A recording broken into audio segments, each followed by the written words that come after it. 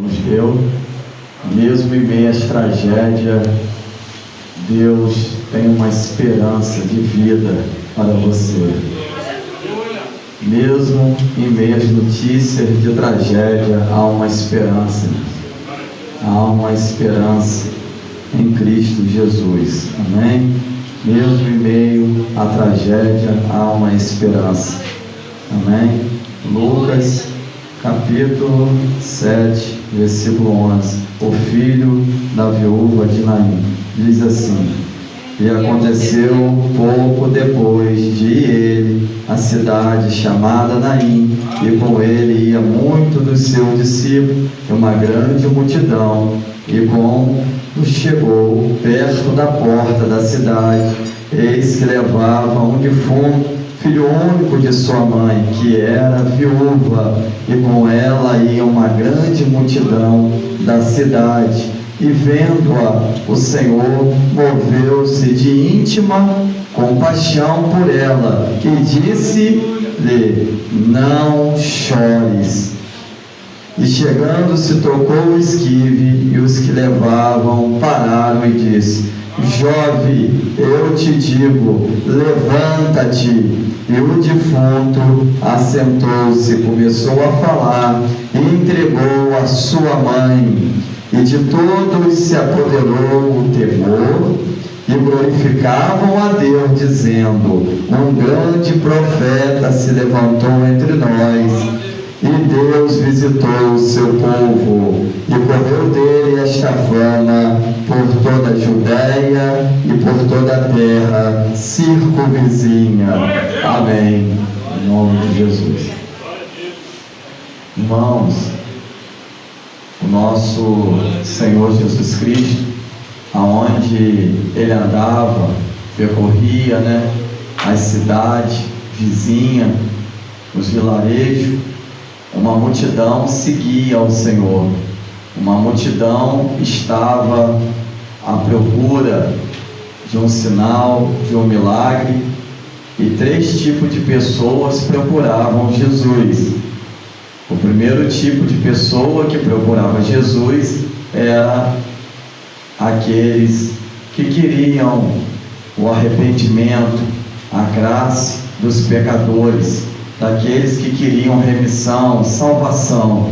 A segunda classe que procurava Jesus era daqueles que eram curiosos, que queriam ver alguma coisa acontecer diferente, como foi cantado aqui agora.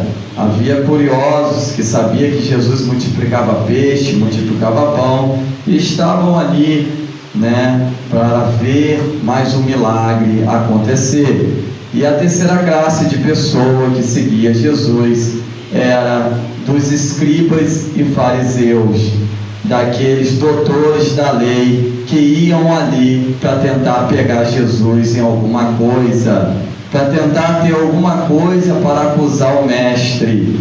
Mas a classe dos 3 que Jesus mais se agradava era dos pecadores, dos doentes, porque Jesus veio para os doentes, veio para os enfermos, porque ele é médico dos médicos e doutor por excelência.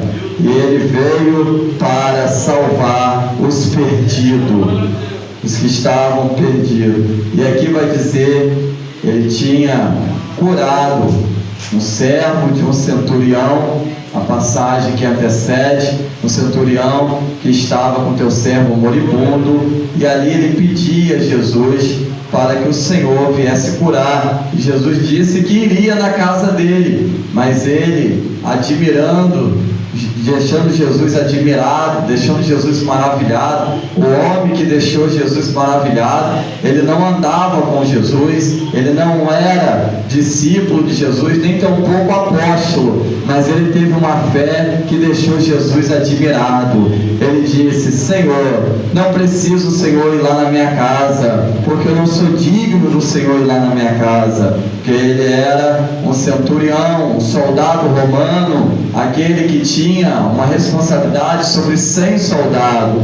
Então ele não, e o judeu não entrava dentro de casa de romano, de centurião, né, de gentil, e ali ele, sabendo disso, ele teve um respeito, mas reconheceu a divindade de Jesus e disse: basta somente uma palavra e o meu servo ficará curado. Aquele homem acreditou na divindade de Jesus, acreditou que Jesus poderia e pode fazer muito mais do que nós estamos pensando ou pedindo nessa noite. Malaquias vai dizer: eu, Senhor, não mudo, o homem muda, as pessoas mudam, o cenário também muda, os tempos estão mudados, mas Deus é o mesmo de ontem, de hoje e eternamente.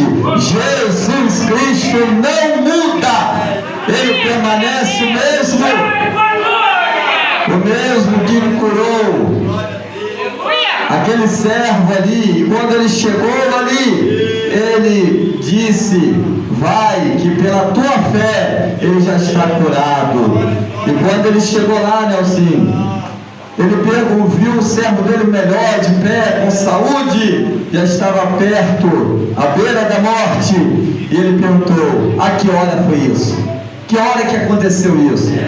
E ele, olhando para o relógio natural, ele viu que a hora era a hora que Jesus disse: vai, que pela tua fé o teu servo já está curado. A fé move o coração de Deus, move as mãos de Deus ao nosso favor. E aqui vai dizer que Jesus, saindo, ele entrou em uma cidade, em uma aldeia, em um vilarejo chamado Aldeia de Naim. Uma aldeia pequena, um vilarejo, como podemos dizer, nós temos alguns vilarejos por aqui, como um vilarejo aqui, que nós às vezes entramos ali para ir para a Florestinha. Assim o Senhor entrou, como se estivesse indo ali para a Florestinha, um vilarejo, e ele entrando nesse vilarejo, nessa aldeia chamada Naim, vai dizer que saía dali uma viúva com o seu filho no caixão, e ela vinha chorando, e vinha uma multidão com ela, acompanhando também, chorando, porque o seu único filho estava morto. Aquela viúva, ela já tinha perdido o seu marido, era uma tragédia sem fim, até mesmo porque o marido dela estava morto, e agora o seu único filho, que poderia trazer o sustento para casa, que poderia dar a ela a continuação da sua linhagem, estava morto também. Naquele tempo não tinha INSS, não tinha como ela ter um salário, ela não tinha sustento nenhum, não tinha nenhum plano de governo que poderia, nenhum benefício para sustentar aquela mulher. O marido estava morto, ela já era de idade, não podia casar de novo, ela já não podia ter filhos, certamente, pela idade avançada dela. E agora, o que restava a ela era alguém, se ela tivesse, nós não sabemos, da família para ajudar. Mas muitos daqueles ali que estavam chorando iriam para a sua casa, iriam viver normalmente a sua vida, e aquela viúva agora teria que voltar para a sua casa, sem esposo e sem filho. E provavelmente ela teria que mendigar o pão, porque ela não tinha nenhum sustento. Mas Jesus é especialista em milagre. Jesus, ele com certeza estava indo naquela aldeia, já intencionalmente sabendo que tinha uma mulher ali que precisava de um milagre. Jesus não chega atrasado, nem tampouco ele está aquém do que você está passando. Ele sabe da minha e da sua situação. Ele chega na hora e no momento certo. Jesus sabia que aquela mulher era viúva, não tinha sustento, e ela precisava de um milagre, precisava daquele filho. E ele foi no momento certo, na hora certa, entrando naquela aldeia chamada Naim. E quando ele está entrando naquela aldeia, vai com ele uma caravana da alegria. Está com Jesus, a caravana da vida está com Jesus, a caravana da alegria está com Jesus, mas de ali da aldeia está saindo uma caravana da morte, está saindo com a viúva a caravana do choro. E quando a caravana da morte sai da aldeia chorando com aquela viúva, porque o filho dela estava morto ali naquele caixão, e todo mundo ia chorando, era de costume dos judeus, mulheres vestidas de preto, jogando pó, areia sobre ela, e ali eles pranteavam 3 dias de luto, e eles estavam chorando, porque aquele menino, aquele jovem rapaz estava indo agora para ser sepultado. Não é normal, não é natural na lei do homem uma mãe sepultar o filho. Não é normal que uma mãe ou um pai sepulta seus filhos. A lei natural é que os filhos sepultam os seus pais. Mas ali, agora, aquela viúva estava saindo desesperada, chorando. Uma tragédia aconteceu. Um jovem estava morto. Mas de repente, quando aquela caravana sai chorando, na porta, logo na entrada ali, aonde havia muitas pessoas, porque sabemos que em uma porta da cidade tem alguém, tem comerciante, tem ambulante, tem alguém vigiando a porta da cidade, tem pessoas entrando e saindo naquela rota de entrada e saída, na porta da cidade. Muitos comerciantes estavam ali, e exatamente naquele local Jesus está entrando agora dentro daquela aldeia, e aquela viúva está saindo. E eu pergunto aos irmãos, que colisão maravilhosa foi aquela? Sai agora a caravana, a multidão chorando, e entra uma multidão com Jesus cantando o hino. Não sabemos qual hino eles estavam cantando ali com o mestre.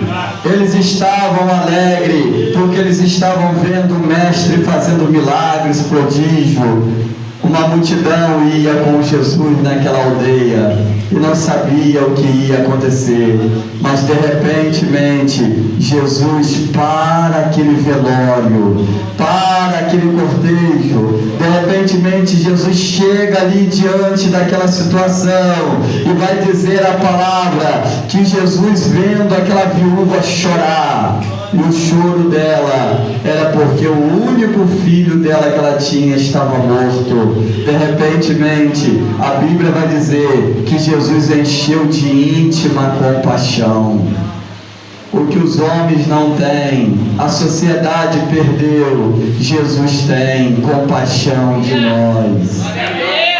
E o que é compaixão? É se colocar no lugar da outra pessoa, é sentar no lugar que a pessoa senta, é sentir que o calor não é só da panela de quem está ali, mas a pessoa também sente, tem dor, tem necessidade, tem sentimento. E naquela hora, Jesus, como Deus, mas como ser humano também, ele se colocou no lugar daquela mãe, no lugar daquela viúva. Porque mãe é mãe. A oração de uma mãe pode muito. O coração, abaixo do coração de Deus, está o coração de uma mãe. O coração de uma mãe que ama seu filho. Mas Jesus se colocou no lugar daquela mãe. E ele disse exatamente o que nós vamos repetir. Repete nessa noite. Jesus está dizendo para você: não chores. Repete comigo: não chores. Está aqui aquele que consola, aquele que enxuga as tuas lágrimas. Jesus está dizendo para você, mulher, nessa noite, mulher de Deus, homem de Deus, Deus está dizendo: não chores. Aramento, comandácia, quebre a súbia. Está aqui aquele que é maior do que Elias, do que os profetas, do que Jeremias, Jesus de Nazaré. Jesus disse para aquela mulher: não chore. Ele sabia que ele estava dizendo. Ele está dizendo para ela: não chore, porque eu estou aqui para enxugar as tuas lágrimas. Estou aqui para resolver a tua situação. Estou aqui para dar o teu filho de volta. E a Bíblia vai dizer que ele encheu de íntima compaixão por aquela mulher. Ele se colocou no lugar daquela mãe. E hoje são poucos que se colocam no lugar do outro. Muitos só querem ver, olhar para o seu próprio umbigo, só olha para a situação sua. Mas se nós olharmos para o outro, nós vamos ver que tem alguém que está vivendo uma situação às vezes até pior do que a nossa. Se nós olharmos, sempre tem alguém que passa prova maior do que a nossa. Às vezes achamos que as nossas provas são sempre maiores, as nossas lutas, mas quando nós olhamos para trás, nós vamos ver pessoas sem braço, sem perna. Nós vamos ver pessoas que perderam filho, filhas, pessoas que perderam e que estão marchando, estão caminhando, pessoas que estão fazendo tratamento contra o câncer, estão fazendo tratamento de hemodiálise, pessoas que estão lá lutando, mas que estão na fé, firme e forte, pessoas que estão com deficiência, mas estão trabalhando, lutando, felizes e com esperança, crendo no amanhã. Pessoas que estão lutando, pelejando, acreditando que Deus é poderoso para fazer muito mais do que nós estamos pensando ou pedindo. A questão é que nós, como seres humanos, aumentamos o nosso e diminuímos às vezes a situação do outro. Não tem causa que Jesus não possa resolver. Não tem situação que Jesus não possa fazer. Eu não sei qual é a sua causa nessa noite, mas Jesus mandou te dizer: não chores, não chores. Ele está aqui consolando e fortificando o teu coração. Ele está aqui te dizendo: tu não vai voltar da mesma forma que tu entrou nessa noite. Se você entrou com o coração apertado, Jesus manda te dizer que você vai sair dessa noite leve, flutuando nas asas do Espírito de Deus. Se você entrou sem dor, está aqui aquele que é poderoso para fazer muito mais do que você está pensando ou pedindo. Se você entrou com dor, você vai sair sem dor nenhuma. Jesus de Nazaré está aqui. O homem de branco das mãos furadas está aqui. Ele ressuscitou. O papai está aqui nessa noite, e ele é grande, ele é poderoso, Deus. Aramanto, Comadácia, Kébia, Subrévia. Quando a multidão do choro se encontrou com alegria, dá o quê? É claro que vai dar alegria. Uma colisão aconteceu ali, santa, abençoada por Deus. De repente sai a morte e de repente ela encontra o dono da vida. E quando a morte vem ao encontro da vida, o que acontece? A vida vence, porque Jesus é o dono da vida. Ele ressuscita o morto, porque ele ressuscitou no primeiro dia, sendo ele o dia de hoje. A morte não é maior do que a vida. Jesus venceu a morte na cruz, a morte que é fria, a morte que não respeita cor de pele, ela não respeita dinheiro, ela não respeita criança, velho. Quando a morte vem, ela não avisa, ela leva quem ela quer. Ela não avisa a hora que ela vai vir. Ela é fria, ela é dura. A morte que bota medo nas pessoas, que bota terror nas pessoas, que ela amedronta as pessoas, e ela não liga para a classe social, para etnia, para dinheiro, para nada. Quando ela chega, ela leva quem ela quer. Mas quando ela encontra Jesus de Nazaré, ela tem que bater de retirada. Alguém anda dizendo por aí: vai morrer, mas Jesus diz: não vai morrer, porque como canta por aí, tem vida aí.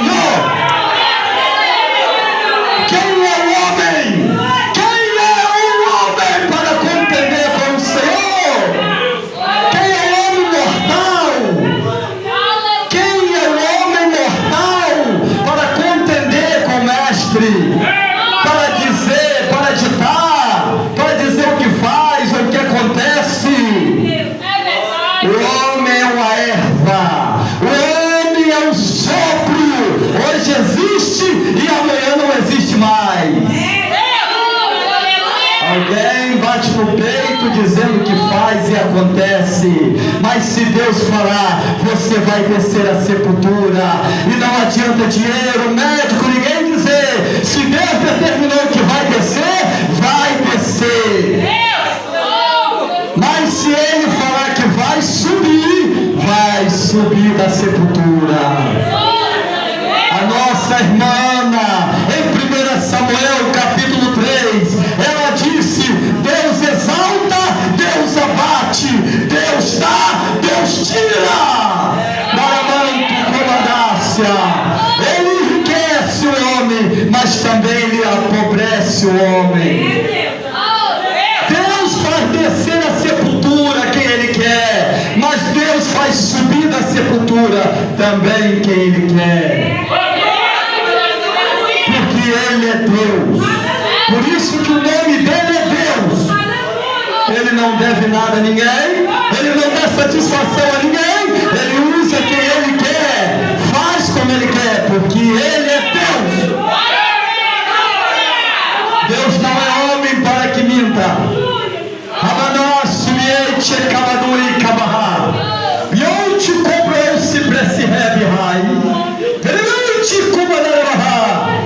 Diz o número que ele não é homem para que minta, e nem filho do homem para que se arrependa. Diria ele e não faria, prometeria ele e não cumpriria. O que Deus fala, ele cumpre. E por que não aconteceu ainda, pastor? Porque não está no tempo de Deus ainda.